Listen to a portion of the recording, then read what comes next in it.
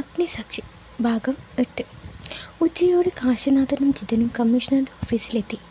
Rajeevnath IPS എന്ന് board വെച്ച ക്യാബിന് മുമ്പിൽ എത്തിയതും അവർ നിന്നു. May coming sir?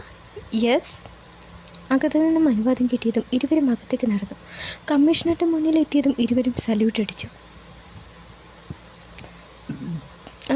കാശിനാഥൻ, ഞാൻ തന്നെ വെയിറ്റ് ചെയ്തിരിക്കുകയായിരുന്നു. ഇരിക്കൂ, അയാൾ പറഞ്ഞു. Yes, okay sir. മാടിക്കാതെ രണ്ടും ഇരിക്കട്ടോ, അയാൾ പറഞ്ഞു. ഇരുവരും ഇരുന്നു. സാറ് വിളിപ്പിച്ചത് താൻ പേടിക്കണ്ടല്ലോ, ഒരു നല്ല കാര്യത്തിന് തന്നെയാണ് വിളിപ്പിച്ചത്. അതും പറഞ്ഞ് അയാൾ ഒരു കവർ എടുത്ത് അവരെ നേരെ നീട്ടി. ഒന്ന് സംശയിച്ച ശേഷം അവനത് വാങ്ങി വായിച്ചു നോക്കി. അവൻ്റെ കണ്ണുകൾ വരുന്നു. സാർ, ഇത്? വിശ്വാസം വരാതെ അവൻ ചോദിച്ചു.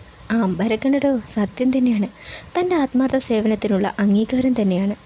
തന്നെ CA പ്രൊമോട്ട് ചെയ്തിരിക്കുന്നു, അതും തൻ്റെ സർക്കിളിൽ തന്നെ. അവന് സന്തോഷം കൊണ്ട് കണ്ണുകൾ നിറഞ്ഞു. സാർ, ഇത് thank you so much sir. ഇതിന് താനിങ്ങനെ ഇമോഷണൽ ആവുകയൊന്നും വേണ്ട.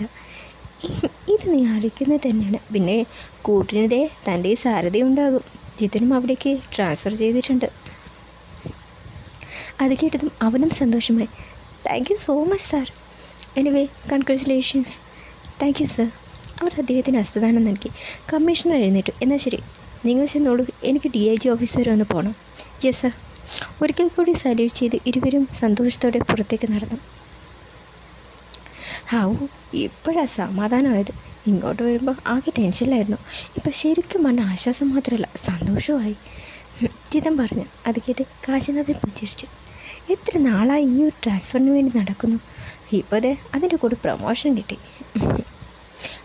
ഏതായാലും ശ്രീപാർവതി ഐശ്വര്യമുള്ളവളാണ് കേട്ടോ. അവൾ വന്നതോടെ കണ്ടില്ലേ ഭാഗ്യം കയറി വരണത്. അയ്യടാ, എനിക്ക് പ്രൊമോഷൻ കിട്ടിയത് അവൾ കാരണം ആണെന്നാണോ നീ പറയുന്നത്? അപ്പോൾ എൻ്റെ കഴിവുണ്ടല്ലേ? അവൻ അല്പം നിരസത്തോടെ ചോദിച്ചു. നിൻ്റെ കഴിവ് കൊണ്ടെന്നല്ല ഞാൻ ഉദ്ദേശിച്ചത്. പക്ഷേ അവൾ വന്നതുകൊണ്ടാണ് ഈ പ്രൊമോഷൻ കിട്ടിയത്. പിന്നെ അവളാണല്ലോ ആഭ്യന്തരം കൈകാര്യം ചെയ്തത്. ഒന്ന് പോടാ. ഞാൻ പറഞ്ഞത് സത്യം തന്നെയല്ലേ? അങ്ങനെയാണെങ്കിൽ ഇതിനും വലിയ എത്രയോ കാര്യങ്ങൾ നീ ഇതിനു മുമ്പ് ചെയ്തിട്ടുണ്ട്. അപ്പോൾ നീ പ്രൊമോഷൻ തരാൻ അവർക്ക് തോന്നിയില്ലല്ലോ. ഒന്ന് പോടാ. നീ വാ, നമുക്ക് ഇന്ന് എനിക്ക് കുറച്ച് നേരത്തെ പോകണം. ഉണ്ണിക്കുട്ടൻ്റെ പിണക്കം മാറിയതിന് അവനൊരു സമ്മാനം കൊടുക്കണം. അത് പറഞ്ഞ് കാശിനാഥൻ വേഗം നടന്നു. ഒപ്പം ജിതനും. അമ്മിണി പറഞ്ഞതെല്ലാം കേട്ട് അന്തം വിട്ട് സിറ്റൗട്ടിലിരിക്കുകയാണ് യശോദാമ്മ. അമ്മിണി, നീ പറഞ്ഞതൊക്കെ നേരാണോ? ഇതൊക്കെയാണ് ഇന്നലെ നടന്നത്? യശോദാമ്മ വിശ്വാസം വരാതെ ചോദിച്ചു. അതേ ചേച്ചി, ജിതൻ എന്നോട് കള്ളം പറയേണ്ട ആവശ്യമില്ലല്ലോ. അവൻ തന്നെയാണ് ഇതൊക്കെ പറഞ്ഞത്. ഒരു നിമിഷം കാശിയോട് ദേഷ്യപ്പെട്ട് തോർത്ത് അവർക്ക് വിഷമം തോന്നി. അപ്പോഴാണ് പടിക്കലൊരു ഓട്ടോ വന്നത്. ആരെ ഇപ്പം ഈ നേരത്ത്? രണ്ടാളും ആകാംക്ഷയോടെ നോക്കി. ഓട്ടോയിൽ നിന്നും ഇറങ്ങിയ ആളെ കണ്ട് യശോദാമ്മ ഒന്ന് പരിഭ്രമിച്ചു. ഓട്ടോക്കാരന് കാശും കൊടുത്ത് ദേഷ്യത്തോടെ നടന്നു വരുന്ന തൻ്റെ സഹോദരൻ സഹദേവനെയും ഭാര്യ രോഹിണിയെയും കണ്ട് ഒരു നിമിഷം പകച്ചുകൊണ്ട് അവർ അമ്മിണിയെ നോക്കി. എന്തൊക്കെയാണ് യശോദ ഞങ്ങളെ കേൾക്കുന്നത്?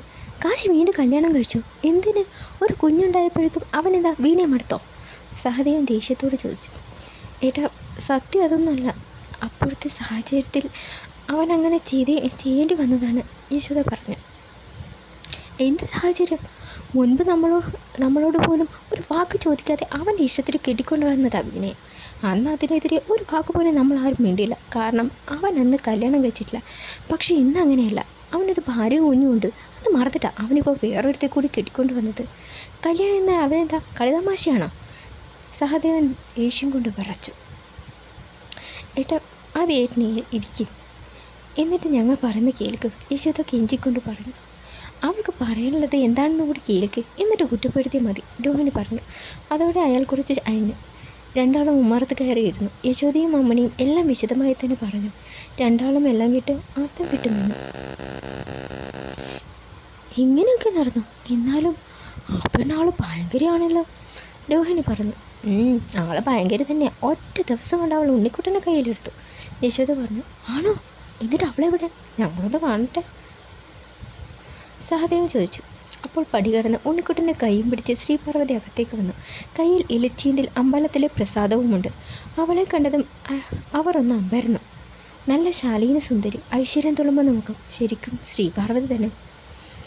ഇത്രയും നല്ല പെണ്ണിനെ വേണമെന്ന് ചേച്ചി കാശി എന്തിനാണ് വീണയെ കല്യാണം കഴിച്ചത് എന്ന് ഒരു നിമിഷം അവർ ചിന്തിച്ചു പോയി. അവരെ കണ്ടതും അവൾ പുഞ്ചിരിച്ചു. അല്ല, അമ്മാവനും അമ്മായിയപ്പോ വന്നു? അവൾ പുഞ്ചിരിച്ചുകൊണ്ട് ചോദിച്ചു. അവൾ തങ്ങളെ തിരിച്ചറിഞ്ഞതോർത്ത് അവർ അമ്പരന്ന് പോയി. അവരുടെ ഭാവം കൊണ്ട് അവൾ പുഞ്ചിരിച്ചു. ഞാനെങ്ങനെ നിങ്ങളെ തിരിച്ചറിഞ്ഞു എന്നാവും വിചാരിക്കുന്നുണ്ടാവുക. കണ്ണേട്ടൻ പറഞ്ഞിട്ടുണ്ട് അമ്മാവനെ അമ്മായിയെ കുറിച്ച്. കണ്ണേട്ടനെ വളർത്തിയതും പഠിപ്പിച്ചതൊക്കെ അമ്മാവനാണെന്ന്. അമ്മാവൻ തനിക്ക് ദൈവത്തിന് തുല്യനാണെന്ന്. അത് കേട്ടതും സഹദേവന് അല്പം സന്തോഷം തോന്നി. അല്ല, നിങ്ങൾ വന്നിട്ട് കുറേ നേരമായോ? ചായ കുടിച്ചോ? ഇല്ല, അതിനൊക്കെ സമയമുണ്ടല്ലോ, രോഹിണി പറഞ്ഞു. എന്നാൽ രണ്ടാളും പോയി ഒന്ന് ഫ്രഷ് ആയിട്ട് വരൂ. അപ്പോഴേക്കും ഞാൻ ചായ ഇടാം. മോനെ, ഈ പ്രസാദം പൂജാമുറിയിൽ കൊണ്ടുപോയിക്കൂ. ശരി ചെറിയമ്മേ. അതും പറഞ്ഞ് ഉണ്ണിക്കുട്ടൻ പ്രസാദം വാങ്ങി അകത്തേക്ക് നടന്നു. ഒപ്പം ശ്രീപാർവതി. ചേച്ചി, ഇവളാൾ കൊല്ലാവല്ലോ, രോഹിണി പറഞ്ഞു. ആ, നിങ്ങൾ വന്ന് വേഷമൊക്കെ മാറുക. അപ്പോഴേക്കും ഞാൻ ചായ എടുത്ത് വയ്ക്കാം. അതും പറഞ്ഞ് യശോദ എഴുന്നേറ്റ്. ഞാനെന്നാൽ പോവാ ചേച്ചി, ജിത്തു വരുമ്പോഴേക്ക് കഴിക്കാൻ എന്തെങ്കിലും ഉണ്ടാക്കട്ടെ. അതും പറഞ്ഞ് അമ്മണിയും പുറത്തേക്ക് തുടരും.